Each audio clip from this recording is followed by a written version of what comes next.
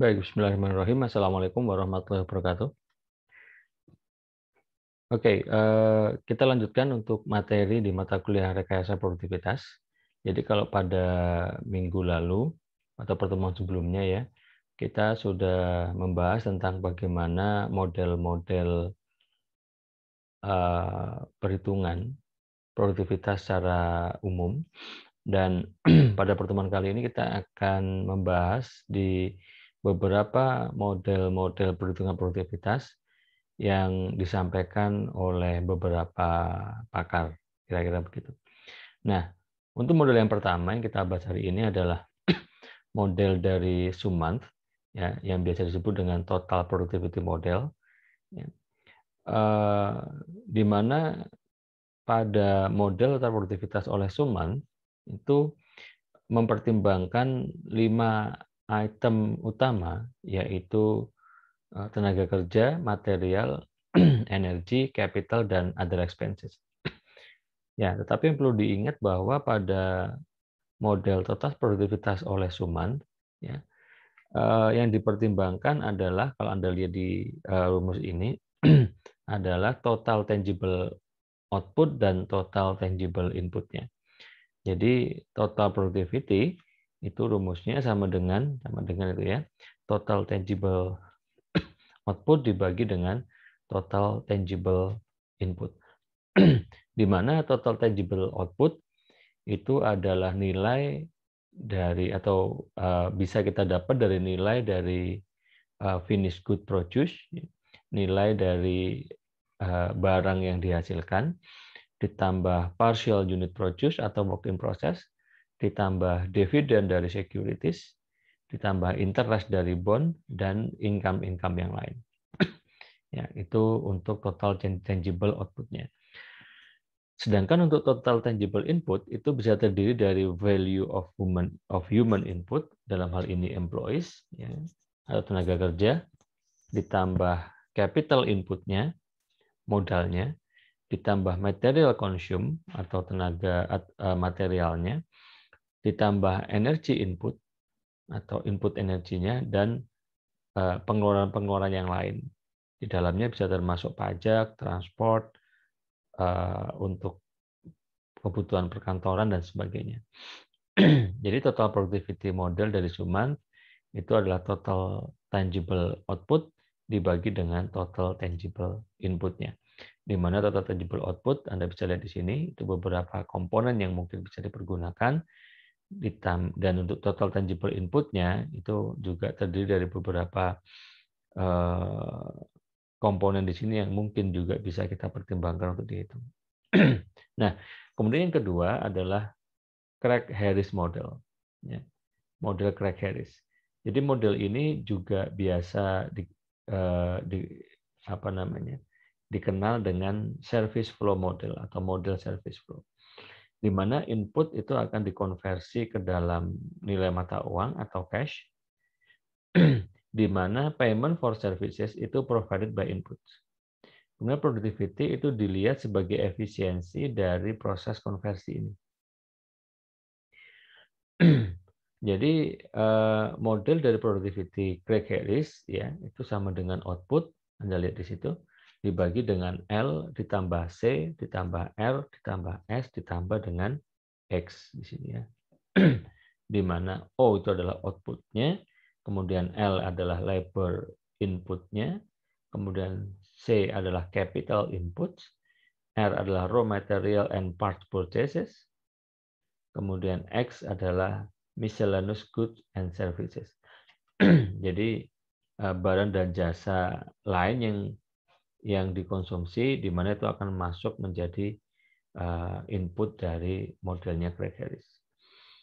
Jadi yang perlu diingat bahwa dalam model Craig-Harris semua input dan output itu harus dikonversi ke dalam nilai mata uang atau nilai cash, ya, nilai mata uang. Itu Craig-Harris model. Nah, yang ketiga ada yang disebut dengan model APC, APC, American Productivity Center Model. Jadi American Productivity Center itu sudah mempunyai perhitungan yang kemudian mengekspresikan profitability of a product of productivity and price factors. Jadi perhitungan produktivitasnya itu berdasarkan kepada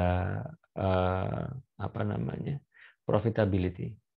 Ya, di mana rumus profitability itu sama dengan sales dibagi dengan cost-nya. Ya, di mana sales itu bisa dihitung dari output quantity, berapa banyak barang atau jasa yang dihasilkan, ya, dikalikan price-nya. Itu akan menjadi sales, ya, atau revenue, kira-kira begitu. Kemudian dibagi dengan cost, di mana cost itu bisa kita breakdown ke dalam, ya, cost ini bisa kita breakdown ke dalam input quantity dan unit cost-nya. Ya, unit cost-nya. Jadi inputnya berapa dikalikan unit cost-nya. Atau productivity itu atau dengan kata lain profitability sama dengan productivity dikalikan price recovery factors. Atau sama dengan juga output quantity kali input quantity dikalikan price per unit cost. Ya. Output quantity, ya, berapa banyak outputnya, dibagi input quantity, ya, dikalikan price per unit cost. Sehingga productivity sama dengan output quantity dibagi input quantity-nya. Jadi rumus productivity di sini, ya, itu akan menggantikan produktivitas yang di sini, sehingga dari situ rumusnya kita bisa breakdown di sini. Ya, di mana price recovery cost sama dengan price per unit cost. Oke. Price per unit cost. Nah, itu model produktivitas dari American Productivity Center. Kemudian yang keempat adalah model dari Taylor Davis. Ya. Taylor Davis mempunyai model produktivitas yang dihitung atau dirumuskan berdasarkan Total Factor Productivity atau TFP, Total Factor Productivity. Dan rumusnya Anda bisa lihat di situ, di mana Total Factor Productivity sama dengan S ditambah C ditambah MP dikurangi E dibagi dalam kurung W plus B ditambah KW plus KF, ya kan? Kemudian dikalikan FB kalikan DF. Atau dengan kata lain, total value dikurangi added output dibagi dengan total inputnya. Ya, yang dalam hal ini mempertimbangkan capital dan labor. Kemudian S sendiri adalah net adjusted sales, yaitu penjualan dalam dolar pada periode tertentu. Ya. Kemudian C ada inventory change, ya, jumlah dari inventory, perubahan inventory. Kemudian MP ada manufacturing plant, yang dimana di dalamnya termasuk maintenance, ya kan, kemudian machinery, equipment, dan research and development. Oke, itu MP. Kemudian E adalah exclusion, itu adalah material and services yang dibeli di luar perusahaan. Anda lihat di situ ada yang sebagai faktor pembilang, faktor penyebut ada W dan B, di mana W adalah wages and salaries atau labor cost, gaji kira-kira begitu untuk semua tenaga kerja, dan B adalah benefit termasuk dalamnya vacation, ya, benefit, asuransi, sickness, dan sebagainya. Bonus, retirement, jadi benefit yang diterima oleh para karyawan. Kemudian di sini Anda bisa lihat ada KW, KF, FB sama DF juga kan. KW adalah working capital, ya. Itu sama dengan cash plus note and account receivable plus inventories plus prepaid expenses. Account receivable ini tagihan, ya, dari atau yang dibayarkan kepada supplier, kira-kira begitu. Dan KF adalah fixed capital ya, atau modal tetap. Ya. Di situ ada tanah, bangunan, mesin, dan sebagainya.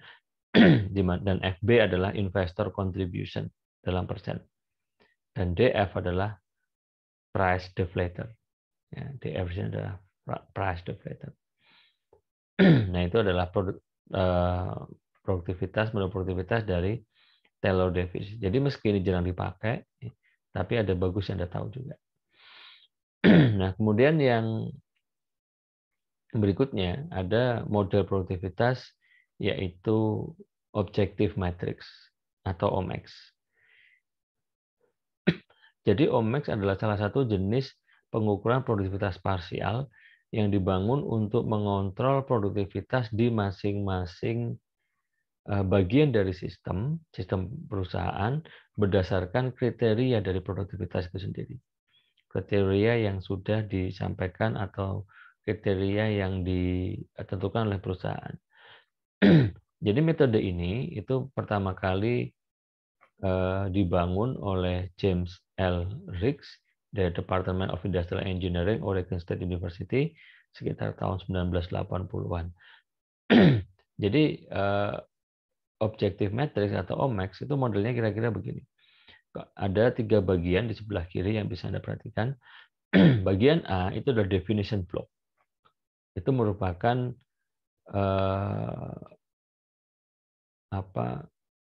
faktor yang akan kita hitung produktivitasnya. Dan B adalah skornya, ya. Skornya antara kolom skor ya, antara 0 sampai 10 sebelah kanan, di sebelah kiri ini adalah semacam range dari yang terbesar sampai yang terkecil berdasarkan skornya. Atau quantification block. Namanya quantification block, tapi ini adalah range dari yang terbesar sampai yang terkecil. Ya. Kemudian C itu adalah weight and value block. Weight and value block. Nilai bobot dan nilai value-nya. Nah, kemudian di sebelah kanan ya, itu ada productivity kriteria, ya, kriteria produktivitasnya. Kemudian ini measure performance, ya, kinerja aktual yang ada yang dihitung pada periode tersebut. Kemudian ini adalah expected performance. Kemudian di sini adalah base performance. Jadi semua base performance itu akan masuk ke nilai 3. Ya. Base performance itu akan masuk ke nilai 3. Nilainya 0 adalah worst performance. Ya, jadi yang nilai 10 itu adalah expected performance. Worst performance itu nilainya 0 dan base performance nilainya 3. Nah, jadi antara 0 sampai 10 itu adalah skornya. Ya, kemudian skor dari measure performance, ya, jadi nanti setelah kita tahu measure performance-nya, measure performance itu skornya akan berapa di range ini. Misalnya skornya 6 gitu kan. Nah, 6 ini akan masuk ke skor yang ada di garis ini. Ya. Nah, kemudian di bawah adalah way-nya atau bobotnya. Kemudian yang paling bawah ini adalah value-nya atau hasil nilai produktivitas yang dihitung atau productivity indicator-nya. Nah, contohnya kira-kira begini. Jadi ini adalah contoh untuk perhitungan OMAX, ya. Ada sekitar 6 kriteria produktivitas yang dihitung, ya, termasuk unitnya. Jadi yang pertama misalnya ada speed of services, ya, kecepatan pelayanan, ya, itu dihitung menit per orang. Kemudian lateness atau keterlambatan menit per hari. Yang mengantri, jumlah antrian, satuannya adalah orang. Idle time, satuannya adalah menit. Absent, satuan adalah man day. Kemudian complaint, satuannya man week. Dan kemudian kita punya data per Januari 2003, ada worst performance, expected performance, sama base performance. Worst performance, expected performance, dan base performance. Jadi worst performance, ya, kalau misalnya kita baca di sini speed of service, satuannya menit per orang, ya, worst performance-nya speed-nya adalah 10 menit per orang.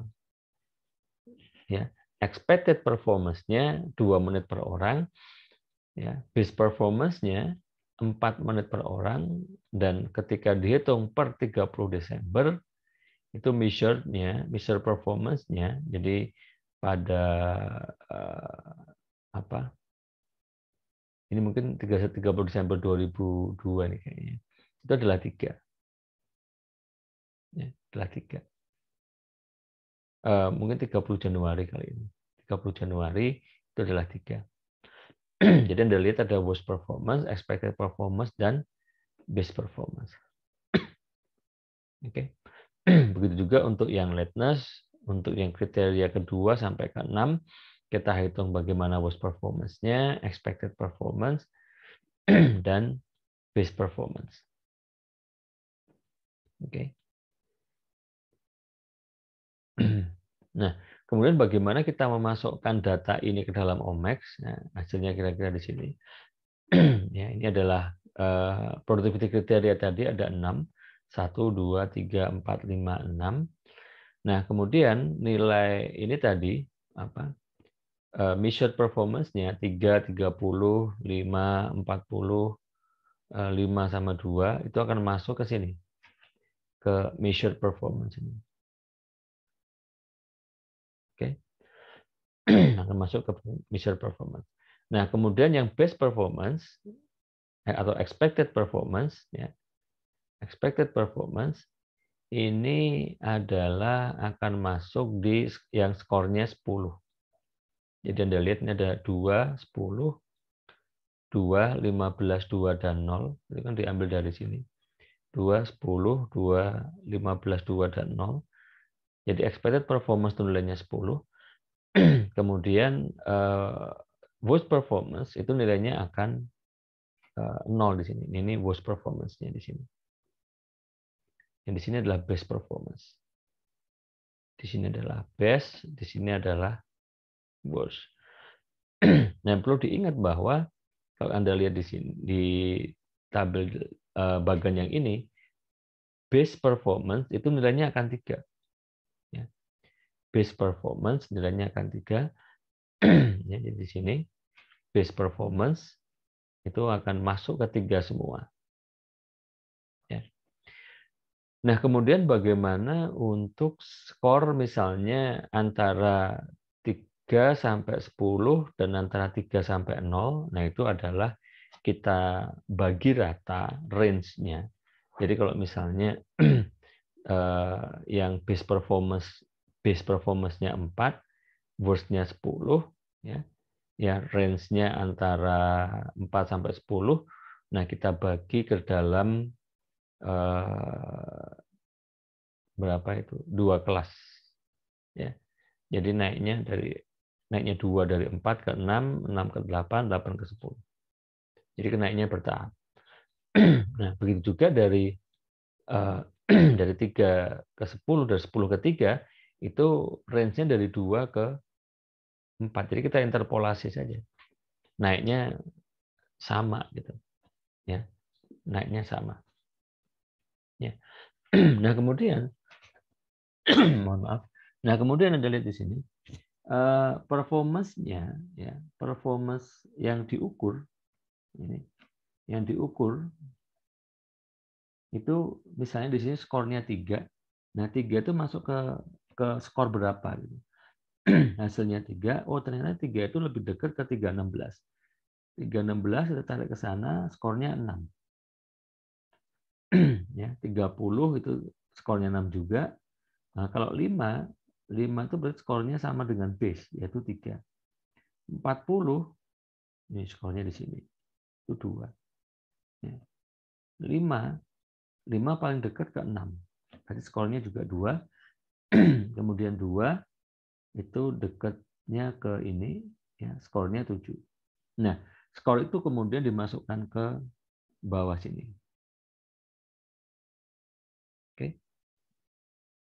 Nah, kemudian skor dikalikan W-nya, ya, dikalikan W-nya, dikalikan bobotnya, dikalikan bobotnya, dan Anda lihat bobotnya ini 20, 30, 10, ini 50, 60, 60 tambah 40. Ya, 100 totalnya. Ya. Kemudian skor kali bobot menjadi value, skor kali bobot menjadi value, value kemudian dijumlahkan, dapat angka 460. Jadi performance indicator ya, yang sekarang adalah 600, sebelumnya 300, sehingga indeksnya 53,33. Nah, ini adalah index of performance-nya. Productivity indicator dikurangi base performance dibagi base performance kali 100%. Nah, sehingga indeks performance-nya itu productivity indicator kurangi 300 dibagi 300 ketemu 460 dibagi 300, dikurangi 300 dibagi 300 sama dengan 53,33%. Nah, kemudian berikutnya adalah model produktivitas dari Marvin Mundell. Oke. Nah, produktivitas dari Marvin Mundell itu rumusnya kalau Anda lihat di situ AOMP dibagi AIMP, ya kan? Dibagi lagi AOMP per AIMP dibagi AOBP per AIBP kali 100. Di mana AOMP adalah agregat output measured period, AIMP itu adalah agregat input measure period, AOBP itu adalah agregat output base period, dan AIBP itu adalah agregat input base period. Ya. Jadi agregat output measure period itu adalah total output di periode yang dihitung, dan BP-nya itu adalah base period-nya. Oke, base period-nya. Nah, model dari Marvin Mundell ini itu menghitung total produktivitas dengan cara membandingkan ya, antara produktivitas di measured period dan base period-nya. Di periode yang waktu itu diukur dibandingkan dengan base period-nya. Ya, dibandingkan dengan base period-nya. Sehingga indeks produktivitas itu 100, sehingga ada 3 state of index productivity, ada 3 kondisi dari state productivity. Kalau indeks productivity-nya kurang dari 100, itu artinya produktivitas yang dihitung itu kurang dari produktivitas pada base period-nya. Kalau dia sama dengan 100, itu berarti sama. Kalau dia lebih dari 100, maka kinerjanya lebih bagus pada measure period.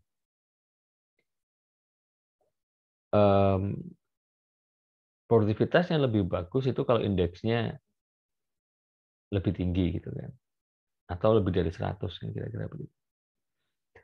Nah, ini contohnya, misalnya ini data dari sebuah perusahaan penerbangan gitu, ya, tahun 2008 dan 2009, pendapatan ada berapa statement ini, ada ticketing, direct labor cost, indirect labor cost, dan seterusnya pada tahun 2008 dan 2009. Nah, pertanyaannya adalah tentukan AOMP, Aggregate Output Measure Period, AOBP, Aggregate Output Base Period, dan seterusnya, AIMP, AIBP, CPI, BPI, OI, II, dan IP. Ya, nah, perhitungannya kira-kira begini. Jadi statement of output-nya itu bisa jadi dari beberapa faktor ini, ticketing, cargo service, sama VIP flight services. Kemudian inputnya direct labor cost, indirect labor cost, overhead cost, building cost for rent, dan sebagainya. Atau maintenance cost. Administration cost juga. Nah, ini menghitung AOMP-nya, Aggregate Output Measure Period. Measure period itu adalah pada periode yang dihitung. Ya. Jadi kalau di sini yang dihitung adalah pada ini tahun berapa? Sebentar. 15, 1,4, 0,6.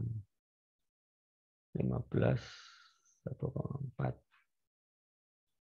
Berarti pada tahun 2009 sebagai yang measure period, kemudian 2008 sebagai base periodnya. Ya, sebagai base periodnya. Oke. Nah, ini adalah AOMP-nya, Aggregate Output Measure Period. Ya. 15 tambah 1,4 tambah 0,6 billion. Kemudian AOBP-nya yang itu yang pada tahun sebelumnya. Kemudian ini untuk measure period-nya, jadi semua inputnya dihitung. AIBP itu pada base period-nya. Nah, kemudian BPI, Base Productivity Index, itu adalah AOBP, Aggregate Output Base Period dibagi AIBP-nya. Aggregate Input Base Period-nya, kita dapat 1,32. Kemudian pada CPI, ya, Current Productivity Index, itu adalah AOMP pada measure aggregate output pada measure period dibagi aggregate input pada measure period. Ya, dapat 1,48. Kemudian OI-nya, output index-nya, ya, itu dapat 1,38 dari AOMP dibagi AOBP, jadi semua agregat output-nya dari measure dibagi agregat output dari base period-nya. Kalau II atau input index, ya, input dari measure period dibagi input dari base period. Nah, kemudian indeks productivity-nya, Anda lihat AOMP per AIMP dibagi AOBP per AIBP kali 100% dapat harga atau nilai 112,35%. Ya, karena nilainya lebih dari 100%, berarti kita bisa dapat tarik sebuah kesimpulan bahwa produktivitasnya naik. Baik, saya kira itu beberapa model produktivitas yang bisa saya sampaikan di pertemuan kali ini. Ya, silakan kalau Anda ada pertanyaan bisa disampaikan lewat Google Classroom. Terima kasih. Kurang lebihnya mohon maaf. Assalamualaikum warahmatullahi wabarakatuh.